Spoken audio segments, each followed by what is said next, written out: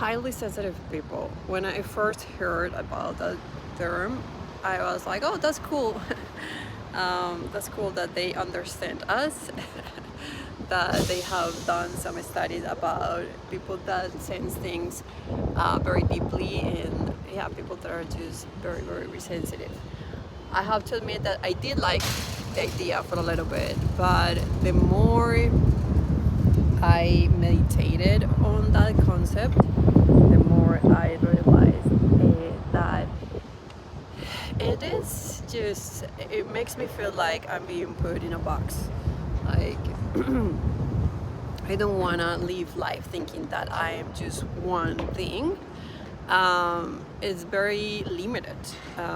So here is what I think about us, if you identify yourself also as someone that is very sensitive, and the way I've been navigating life, because there's definitely many ways how we can experience life and how we can take advantage of. I like to say that it is a superpower, the fact that we can sense so much. I want to say that yes, it is important that we educate ourselves, that we, and what I mean by that is that we are curious, that we find what works for us. Like, I'm gonna share what has been working for me in my life, the way I've been relating to this way of being, and that's me. And if you feel a little inspired by what I say, that would be amazing. That's the whole point of why I do these videos, just to see if maybe someone out there can benefit from the experiences I have had in life, the things that I have learned. But if maybe just a little portion of what I say sparks something in you, please just go out there and see who else you can find that can inspire you more, complete, your search, whatever you are searching for at the moment, whatever meaning you're trying to add to this way of being, or whatever you are in life. I feel like we all are searching for different things, always, right? It's like even multiple things. So welcome back to another video. I am recording for a little call. Well, it hasn't been a little call, it's been a massive one. I haven't been sick for a while, so forgive my voice. It's still recording. And this is the thing. So I heard recently something that made me reflect about this idea of highly sensitive people, and it was the fact that someone was saying, like, oh my god, I feel like I'm always attracting bad energy. Like, this is like one of those ideas that I'm like, how do you attract bad energy? Like, I get a little anxious when I hear people saying something like that, because like, I don't think we attract bad things. What I think is that we might have associations to things that are negative, right? So I think everything in life, it's we can say like neutral. Like, everything that happens, every person has neutral energy, but depending on what we have experienced in life, we might have negative or positive associations to those things. So and I'm sure you have experienced that there's an event, something happens, and 5 people are part of that event, part of that moment, and maybe one person from that group of people thinks that everything that happened was fine, and the rest of the group thinks that it was just the worst thing that could ever happen. So the reason why that happens, obviously, is because at some point in our lives we learn that one thing that we're experiencing, it is negative or positive. So the thing with highly sensitive people is that yes, there's that I want to say ability to just absorb what's around us, what other people might be feeling, might be experiencing. Um, but the trick here, I think, is to be aware that that's the ability, that's what we are capable of doing, and be aware of how we are interpreting things. Because easily, if we have had a lot of negative experiences in life, easily we can just add a negative meaning to whatever we are absorbing, whatever we are sensing.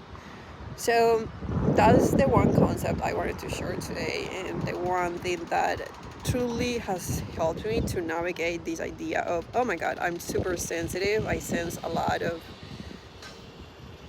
what's happening wherever I go, and when I'm with people, I can almost like read their minds.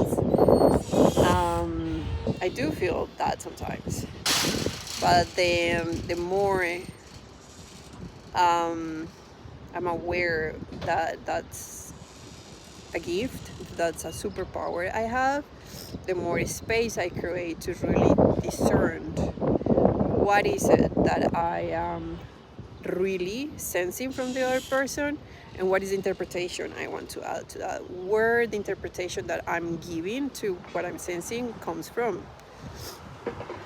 So the one thing I recommend always is to, I think, I know it can sound a little harsh and unfair for some people, but I do think it's like if you think about wealth, I think it's an easy way to explain this. If you think about, the more successful you become, the more, I don't know, let's say, the more you start expanding in your career, you probably agree with me that the more responsibilities you start having. It's not like I start, becoming a little bit more successful in, let's say, just to give you tangible example, like I started buying houses and cars and properties, and then they just take care by themselves. The more we have, the more responsibilities we have. So this is the idea, this is the way I reframe the idea, the concept of highly sensitive people, the superpower we have. It's like we have the gift and we have responsibilities. So the invitation now, and it is super freaking cool and super empowering, the fact that you realize, like, okay, it is a superpower, it is a gift, now I want to learn how to manage it.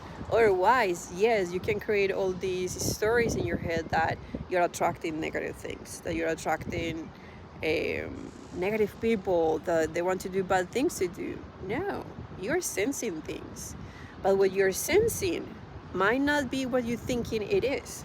So to break that down, to work with that,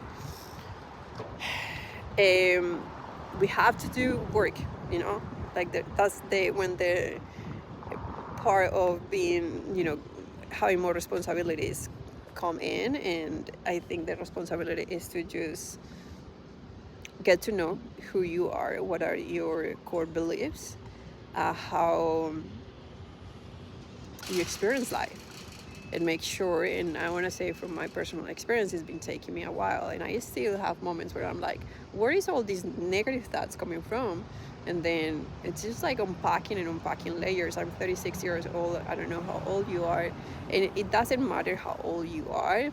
What I want to say is that I wish I don't know if maybe new generations are going to be so aware of these things since they are little, but I'm becoming aware of this superpower of working on myself. Like, I think I started consciously working on myself when I was 25, 26. So if we think about that, that means that 25 years of my life I was unconscious, I was unaware. So it's been only 10, 11 years for me that I'm changing, that I'm choosing who I want to be, how I want to think, how I want to feel, how I want to experience life, right? So that's why there are moments, and I want to say, especially this week, that I've been feeling a little unwell. I've been having all these thoughts, and I'm like, wait, no. I got out of my. I haven't been doing my routine exercise and things like that, obviously, because I've been, very unwell. So yeah, all the old patterns and behaviors started kicking in again. And then I had a little moment where I was like, yeah, it's just like so many years of repeating this way of being and feeling and thinking. I'm sorry. So that's the invitation, and I wouldn't change for anything in life this invitation that I'm giving you, the investment I have done in learning who I am, who I want to be more. I think it sounds more exciting when you put it that way. Like, sure, we want to unpack where we learn the things we learn and make the person we are, but the only reason we do that is because we want to choose. We want to create that new person we want to be, right? So little by little, I'm not gonna say, it's like I experience life only, and I don't think that's the goal. I don't think that's never the goal. I'm having a nice breakthrough right now, because I'm recording also from being a perfectionist.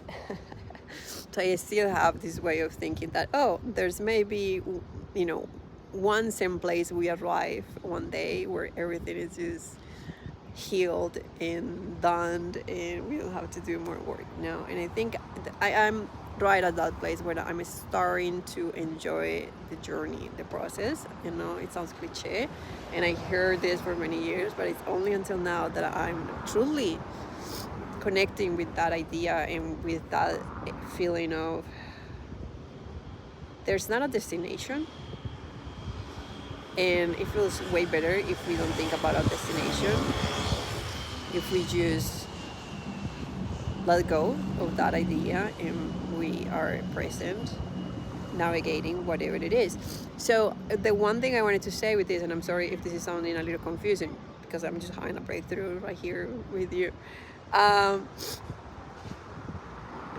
I'm also having a little hard time trying to put my ideas together since I'm a little unwell still. But thing we learned when we start this journey, this process of understanding where we are coming from, who we want to be. In that process, we learn some tools, right? In my channel, of course, I share a lot of things, the things that have worked for me, but these days, like, everyone talks about these things, so it's just easy to, like, the inner child work, shadow work, and I use also astrology and human design and the gene keys and all this stuff. So it takes repetition. I'm like, funny enough, I'm at a place where I'm watching everyone working out, and maybe it was meant to be like that, so I can explain this concept. It takes repetition, and I want to say it can be different for everyone. It took me a couple of years to repeat, to understand, to fully integrate these concepts, these tools, how they work, the inner child, the shadow, what are, how to transform patterns, how to transform shift beliefs, and you repeat it, and that's it. Once you have that, when you get this, you can say momentum, or you just that's how you navigate life. And now I'm thinking, like, that's the first class we should take when we are at school, how to be a human, how to navigate life. So it shouldn't be this difficult, challenging. I mean, it is, there's always challenges, of course, but it shouldn't be this scary thing that we are like, oh my god, afraid to do. I think for some people can look scary and overwhelming, and it might be like that at some moments.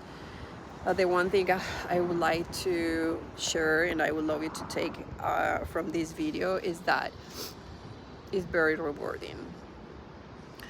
I'm speaking from a place where I work with this. They are part of the way I operate life now. All these tools, like what I was saying, like inner child work, shadow work, and nothing is ever too scary. Like, you start relating to life from this beautiful place of, okay, what's the next lesson? What's the goal in this new thing that is presented in my life? And again, going back to the idea of having this superpower, like you experience life from deeper places, it's just way more empowering. And I'm not gonna say like, okay, as Sai was saying, I'm not perfect human. Of course, I'm still like learning what situations are, the ones I should invest my energy and time and all these things.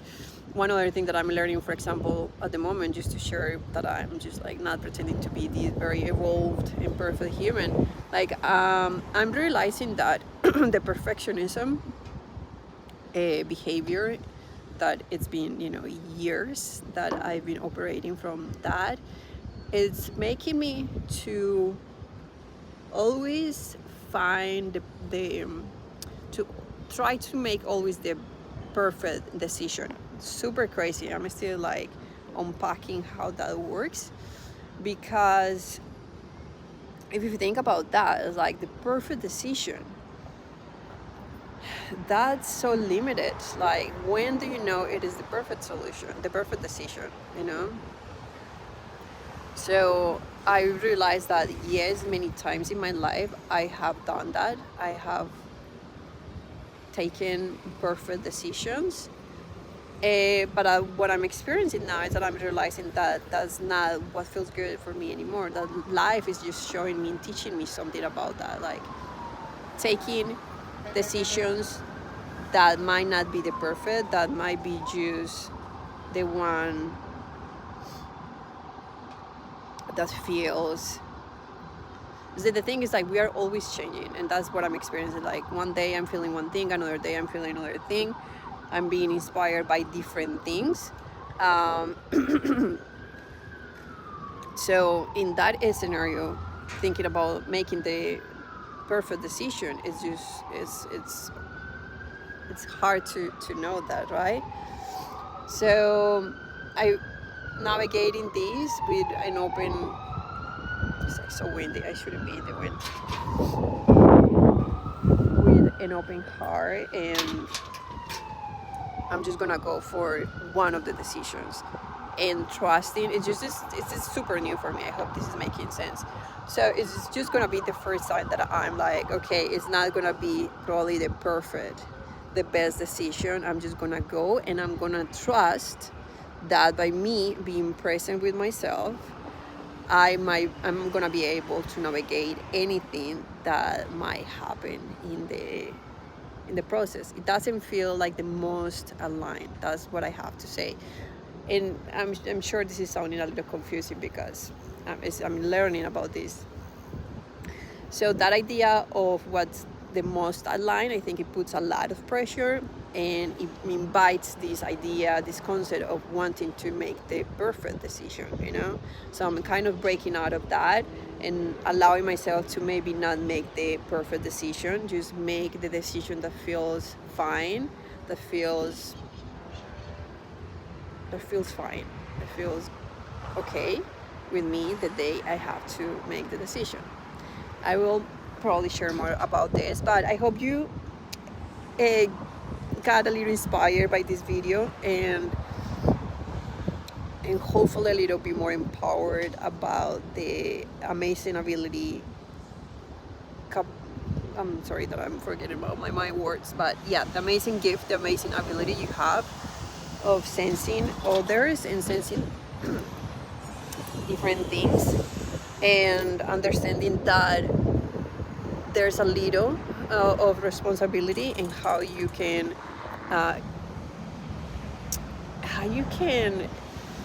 use that superpower, and how you can take advantage of that superpower and make it work with it instead of letting it work against you. So yeah, thanks so much for watching. Until my next video, peace and love.